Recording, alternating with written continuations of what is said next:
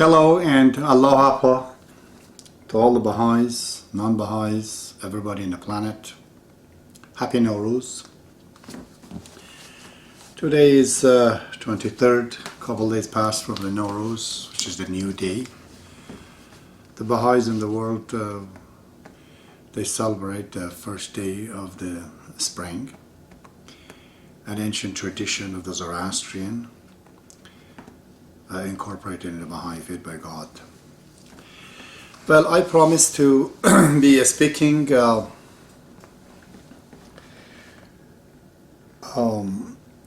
one of the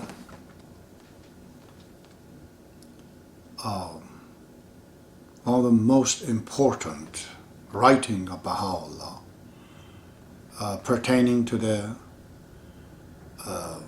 mysticism, essentially about the individuals and the spiritual part of an individual to God. But before I get into this, I'm going to give you a little bit of a background about where this mysticism starts. Of course, we have these things in Christianity and Judaism as well, but nothing as elaborate as it happened in Islam. Literally thousands of books is written about this issue, the relationship of man to God and how to actually achieve reaching God, since there are many verses in Quran talking that day of resurrection the believers actually will have the opportunity to see God, the unseeable God. It says in Quran, the meeting with God, the presence of God will be realized by the believers. But though so many books have been written in Islam, as I said, thousands, there are great figures in that, the matter still is elusive. The matter still, at the time when Baha'i faith appeared in Iran, had many different versions, and really nobody properly had understood this. One wonders whether these people, although they martyred in their ideology, have they ever reached to the final goal? I'm going to start by saying that the very underlying point in the revelation of God is for us to grow spiritually, which literally in the Baha'i faith means to be able to think. If you can think and understand and realize, the more and more you do, the more and more you grow. That's how the spiritually one can grow. It is so important that Baha'u'llah tries to turn the word belief into recognition. In the very first of Kitab Aqdas, he does not say to believe in me. As we have heard, Christians always say, believe in me, believe in Christ. The word believe. It's rather personal in the Baha'i faith when you say believe. Baha'u'llah says, recognize me. It's right. The first he says that thing that's prescribed unto man is to recognize the manifestation of God, and secondly to act upon what he says. Because belief is personal. It's a personal truth. It's a personal opinion. Somebody who has found something good for him makes him to grow, perhaps. But it cannot be applied to everybody else. It seems others, they would not actually get it because it is personal. Whereas collective truth is where the recognition comes. So if I have a belief of something and put it on the table and others come and discuss it, and if two agrees and then many people agrees, then it's not my personal belief. It's not my personal opinion. It's an actual fact. It's the truth. It doesn't belong to me. It's already in the fabric of the universe. I happen to found it or follow it.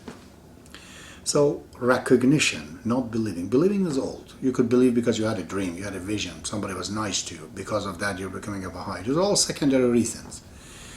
But if you use your thinking and thought, which is the result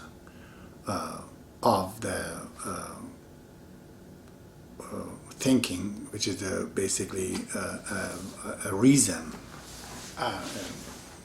that you're growing spiritually. So Quran is one of those books that is not the book of science or logic or poetry or anything. It's the raw material of science, the raw material of knowledge. That is the way it's been said. There is a famous, saying of Muhammad, Baha'u'llah quoted in the Book of Certitude, which he says, one over reflection is preferable over 70 years pious worship. You can go up and down and take fast and do all of that, but Muhammad says that 70 years of doing that, just 1 hour you reflect, why are you doing that? That's more important. Why is that? Is because thinking is the hallmark of humanity. It's very important. So, but Muslims were not ready for it. They didn't understand it. So, a fraction came to Islam. And this fraction really killed, in a way, the ideology of God. That's very amazing, but it perverted it. Why would God allow that? It's because He has given willpower to man what they want to do with this raw material.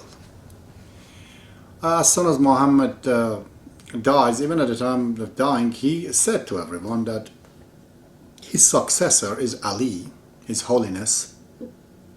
Imam Ali is the successor, like Abdullah in the Baha'i faith, like John the Baptist in Christianity, like Aaron in Judaism, and whatnot. But Muslims didn't understand this well. So the matter, they put a damper on it, and Ali didn't fight with them that, I am the successor. So the first Caliph, Abu Bakr, and then Omar and Osman came, and finally people grow to the point and understand Ali, although young, they made him, elected him, appointed him, wanted him to become the Caliph. But that did not followed by the governor of the Syria. His name is Muawiyah, and he is the first of the Umayyad, and he's the one that in Bible God refers to him as beast. That he did not accept Ali, and Imam Ali, for the unity of the Muslim, he had to go there and make him to accept it. There was war, but Muawiyah managed to convolute the situation by bringing the Quran on the top of the darts and saying to the people, we're Muslims. Who are you fighting? You're fighting the Muslims. They are Muslims. So the troop of Ali didn't know. They were, confused. And as soon as Imam Ali comes back to take care of the solution, but he was assassinated. It followed by the assassination of his son, Imam Hassan, the eldest son. And finally, it resulted in martyrdom of Imam Hussein, the third successor of Muhammad out of the 12, which is of the epic proportion, because it was the biggest thing that ever has happened in the history of mankind ever since. Imam Hussein died with 72 people, thousands of troops around him, asking them to bend down and approve of the kingdom and caliphate of the Yazid, which is the son of the Muawiyah, and Hussein said, no, I cannot accept this. Therefore, they were all martyred. That was the day you could see when Imam Ali they repudiated him, and it ended up to the martyrdom of Hussein, and finally a huge fraction among the Muslims, where Shiite and Sunni were created because Iranians were attacked by the Arabs, and they wanted to know how could God do that to them. When they saw that they actually killed the grandson of the Prophet of God, then they understood. The real Islam is the one Hussein is representing, and the other one, the versions, is the one that is fighting with Hussein.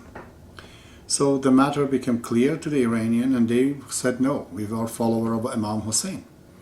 And from there initiates that finally they become Shiites. And this becomes a political means to separate themselves from the Arabs, calling them, you're Sunni and you don't have the real version of Islam. Which is, by the way, true. Really, Islam consists of Muhammad and the 12 successors that he had. It is in the Bible even. But Sunnis, they don't accept that successorship. So, and as the matter goes on, this faction continues and creates two versions, really, of understanding Islam, because people are trying to understand, so what's going on? Who is right here? Who is wrong? Is Imam Ali the successors of Muhammad, is the true successors, and his children, Hassan, Hussein, and the other 12, or the other side is right? Right about around time that some ideology, they say, we could say a reconstruction of Islam occurred, that let's just to sum it up as what it is. These are called Mu'tazilite. In English they call them. A similar word. Mu'tazilite means the people who separated themselves from the group. Because at that time there was some leader, religious leader, his name is Hassan Basri, and he had a student, if I remember well, his name is Wasil. I think Wasil ibn Ata, and Wasil got separated, and that's why they call them Mu'tazila. It means those who sought separations, and they were basically taken their different ways. So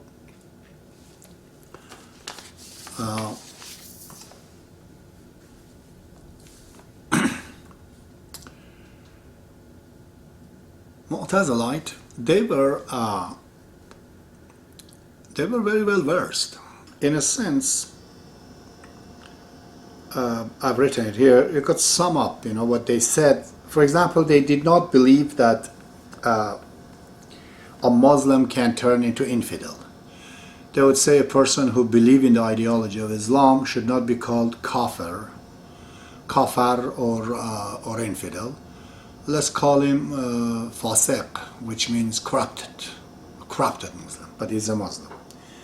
Or they were saying that God has not created the bad, everything is good, and as a result we choose to do the bad things. God hasn't created that. But this turns into a lot of wrong things. For example, I've heard of people, even today in Toronto, they said that, well, Satan is also created by God, therefore creation of God is good, it cannot be bad, therefore Satan is good too. And these poor souls do not understand Satan is the non-existence of God. It's not that Satan actually exists.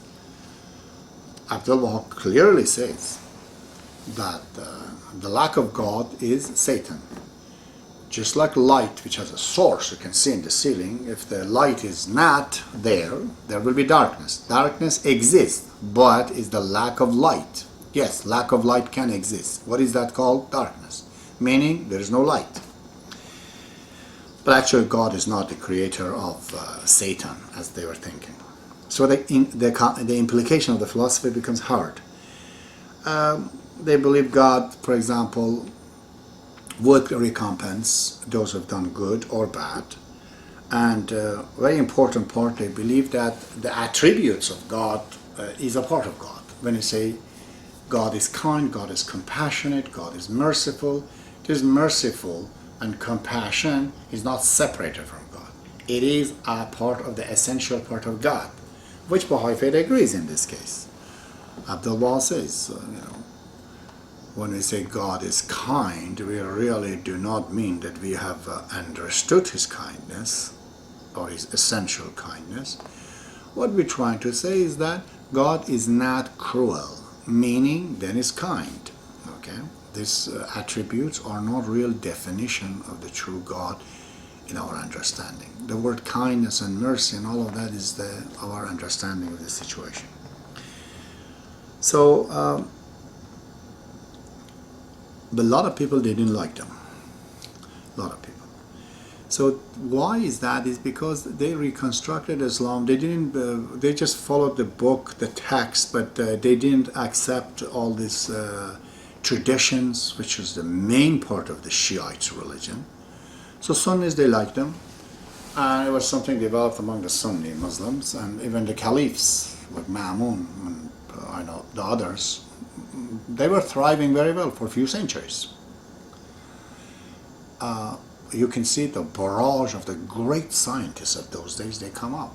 They're all, you could say, the implication of this way of thinking. Islamic countries, they were totally scientific at that time. You have scientists such as Avicenna, the greatest, physician, whose book was translated and was taught in Oxford even around the 16th centuries. You have people like Zakaria Razi, who is the discoverer of alcohol. Alcohol is an Arabic word. Al actually means the, T-H-E-D. Kahal, which in Arabic is just kuhul. So alcohol or alcohol, as Arabic they say. Persian they just simply say alcohol. It was discovered by Razi, and so many other things. So all these great scientists, they were coming, but the approach was this. But as I said, this was not going well with a lot of people. A second group would come up, and they're the Sufis. Sufis, which I think Imam Ghazali at around 4th century, they say was an Ash'ari, which is a fellow who started these things up. And they tried to write books repudiating these Mu'tazilites. And they went totally against them, called them kafir, called them wrong ideology, and they were denying all this philosophy of the Greek entering into the Islams. Because Ma'mun at that time, he actually hired many Persians, one of which is Georgi Sepne Bakhtishu, which means George. He was Jewish, Iranian, who knew Greek. So he was hired to translate a few books. Many of books like that from the Greek. They came into the Islam. And unlike Christianity, as I've said that before, it did not act in such a way to become, it was very compatible with Islam. Because Muhammad believed in, he says that thinking is so important. So, but people are saying, okay, now we're becoming all mechanical. We're like so cold. Everything is, explainable. What about love? What about feeling? What about that? And this was not very well explained by the Mu'tazilites. So as I said, Imam Ghazali comes and he has a serious attack on Mu'tazilite, especially because just about, I think, 100 years before, at around 300 years after Islam, one of the greatest Sufi of all, which I don't know the word Sufi is applicable to him. We call him Sufi. I don't think he would call himself Sufi. His name is Hallaj. Hussein ibn Mansur Hallaj. He was a man, I think, from Shiraz, the same city where Bob came from. And those days the Sufis were dressing in old clothes, and they're trying to say, like, following almost like monks. Let go of this material life and this and that, but Hallaj was dressing very well, right up to date. He had this claim that he has attained to the presence of God, which we will study later on what it does.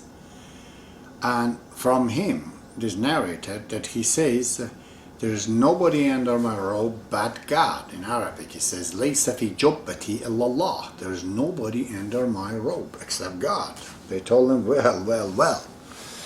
Now you're claiming you're God. And the way it's explained is that he is not saying he is God. God saying he is God, using him as a media to use him, his body, his soul, to say God exists. But this did not fall very well. And the Caliph at the time, they just not crucified him, but they cut him into really pieces. His martyrdom affected lots of Iranians. It became the backbone, really, of the Sufism to become high up. So Sufism, instead of incorporating what's good with Mu'tazilite, what's good with Greek philosophy, They just put their foot right in there and said they're all wrong. Essentially, they said, Attar was one of the big ones. Baha'u'llah refers to him in the Seven Valleys. He clearly says that I have nothing to do with Aristotle or Plato and all that jazz that is being said by others. But you're saying to yourself, is these people were men of God, men of insight. If God was using them as a media and talking to them, the famous phrase is that to say Anal Haq, which means I am the truth. Anal Haq, I am the truth, really it means I am God. So if you say I am God, and then you say you're not saying you're God, but God in you saying He is God, well then the first thing we are accepting you, that us, which we don't understand where you are, is that you tell the truth to us. Okay, what is the truth of Islam? We're asking Hussein ibn Mansur al-Hallaj, we're asking Bayazid Bastami, we're asking Attar Nishaburi, we're asking Sana'i Ghaznavi, we're asking these great, mystics of the Islams. What is the truth of Islam? What is the problem with this Shiite and Sunnis? Who is right, who is wrong? Attar answers, he says, okay, don't fight about Omar and Ali, which is Ali is bigger, Omar is bigger. They were all friends.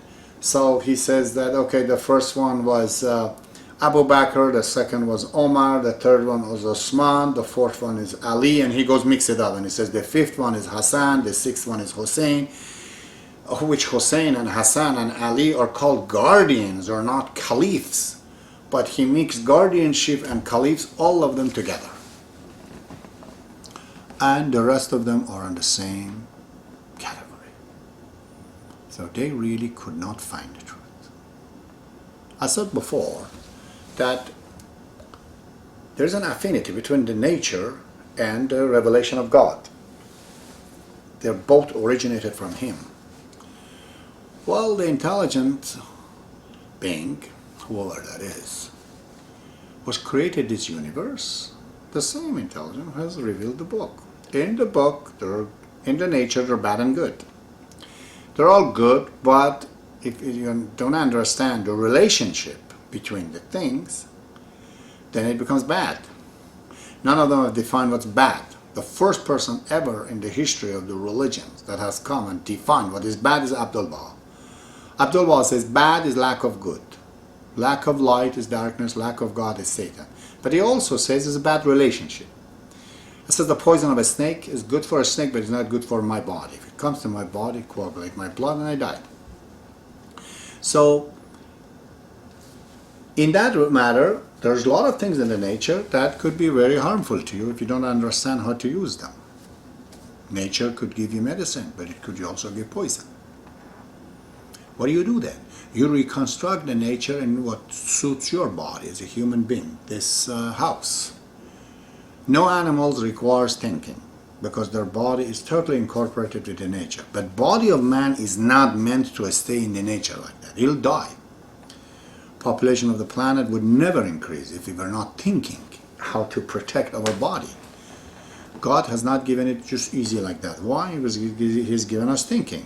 We're the nanotechnology of God. He wants us to do the rest of the work here. What He couldn't do. In the nature, as I said, there are things. One could say that God purposely did it, and one could say that, well, it's a part of the nature. I'm simply saying that, bad or good, the nature has flaws in it. A woman is supposed to become pregnant and bring the child, and the mother and the baby have to be safe. But it happens sometimes that because of this, flaw that is there, a chaos in the order, the mother and the baby dies because there has to be C-section.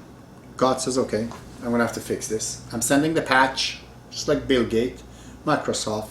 It sets the patch, fix this so the program doesn't crash. God sends patches, which are human beings. We are here to think and fix, to create a C-section program so that the baby and the child do not die. It's very hard to say that God purposely has done. I cannot believe God purposely has done that, so the many babies innocently to die. No. I would say the nature of God is like this.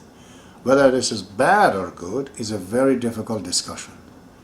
In one way it is good because it makes us to think. And finally, by thinking, we come out of this situation. We need the thinking as a very primary faculty to exist after this life since eternity. But cannot think, we're no good. How do we think? We have to have serious problem threatening us, threatening our life, so, which becomes, as they say, the father of the invention, the necessity. So then we'll have to invent a way to get out. So I cannot say, therefore, things that are in the nature is bad, related to where, to who, compared to what other nature. Compared to the nature of man, I'm not saying that's the case. I'm saying that there are things that has to be reconstructed in nature. Baha'i faith is the same way. As it is so wide open that people could read it and there could be developing millions of ideas. So smaller ideas maybe joined together, become bigger, bigger, bigger. Today I'm doing one of those things. I'm reconstructing the nature here, the Baha'i faith, making it livable and understandable by my time today. All my thought become useless maybe 100 years. Somebody else will come and continue that. Muslims had to do this, but they did not have a true pictures of Islam. They were looking at caliphate, which is kingdom, which is government. They did not understand the guardianship. Mind you, Baha'is are going at this moment through the same problem. They've understood Baha'i faith, universal laws of justice, which is out there, but they don't understand universal laws of guardianship. The clear text of Shoghi Effendi says, God will send guardian, like myself, that they will come and guide you through. And he says it's the principle of the Baha'i faith in the light of guidance. But Baha'is, they don't know what you're talking about. He says, no, everything is universal laws of justice. No, universal laws of justice is just like Khilafat in Islam. It's one part of the matter. By the virtue of just getting elected by the people, one cannot become the recipient of the inspired by God. Why? People could elect a gay man. People could elect a butcher. People could elect whatever they want. Those things are not approved by God. Okay? Shoghi Effendi says is not the way it works. But there are, however, many people in the world that they seriously get into the faith. They love it, whatever. They go through these things. And they get close and become the recipient of the energy of Baha'u'llah. The people who can make it and the people who can't is like a difference between a cell phone and a cup. Maybe they are both material, they're both made of steel and glass and this and that, but you can't talk to a cup, you can't talk to a key, you can't talk to a piece of metal, you can't. The same metal, when it is reorganized and it becomes a cell phone, and God comes, hello, are you there? And you get the message. So we have to develop ourselves. That's our mind and our soul. Retune it, reinvent ourselves to become the recipient. By virtue of election, you can't become a recipient. So Baha'is do not understand it today, and the Muslims at that time, they didn't understand it. But because it was a huge problem, it kicked in the difference. These guys are Arabs, Iranians, they hate them, and Arabs, they come in the name of Islam, totally brutalized Persians, raped their women, and they did anything to do. So, two nationalities, two difference of the religions, it kicked in for the Iranians as a matter of convenient, even many of them, to say that we're kind of Muslim, but we're not like you. They call themselves Shiites. They said we exactly follow those whom Arab hate. Arab hated Ali, they said Ali, then we like. Arab hated Hassan, so we are with Hassan. Arab hated Hussein, so we are with Hussein. Arab hates these 12 successors, we're with them. Persian, they did that. And by the same political means, they actually separated Iran from the Arabs. Sometimes I think that God, when he brought Islam, he was intending the Iranian. That is why he came in Saudi Arabia. Why? Because those people were no good in a way. They became the casualty, collateral damage. Why? Because Muhammad is like a sun. When it comes in there, it burns everybody around it. 1400 years past, one single soul has not come from Saudi Arabia to do anything. Writing, arts, name it. Nobody has come from that land. As total like a black hole. But the son of Muhammad in Arabia, which is fire, burns. However, when it goes to the distance, to the east, in Iran, it turns into light. The fire turns into light. Iranians, they saw the light of Muhammad. Arabs, they saw the fire of Muhammad. And fire did burn their mind, their soul, and everything. It seems God had this religion for the Iranian. That's why he brought it from there. Usually the case. Jews would have done the same thing. God was disappointed in them. This is where Christ comes from there. Burn all of them. Many of them, majority of them didn't accept Christ up until today. And they thought everybody who follows Christ is fool. But look, the whole Europe, the light of Jesus went to Europe. They got it. Okay? So, back to the reconstruction. If you want to do a reconstructions of the religion of God, just like its nature, what do? You have to have the full picture. The full picture of Islam, just like in the Baha'i faith, which we have universal laws of justice and universal laws of guardianship, they're both two. In Islam there's two also. It's called Caliphate and Velayat. Khilafat and Velayat. Khilafat means, or caliphate, in English pronunciation, meaning kingdom. And Velayat means guardianship. But between the guardianship and this kingdom, people, some accepted the Sunnis, they accepted the kingdom. Iranian Shia, they accepted the guardianship. Two sects come out. God meant that Islam, from Muhammad, it branches into Khilafat and Velayat. But people didn't accept it. However, this is inevitable. Bab says, His Holiness the Bab, God is one. As soon as it comes down from God, it becomes two, he says. Muhammad is one, because he's the manifestation of God. Down from Muhammad, you will have to have two. Okay? Down from Baha'u'llah is guardianship, universal laws of justice. Abdul Baha and universal laws of justice. Shawqi Effendi, universal laws of justice. And now the guardian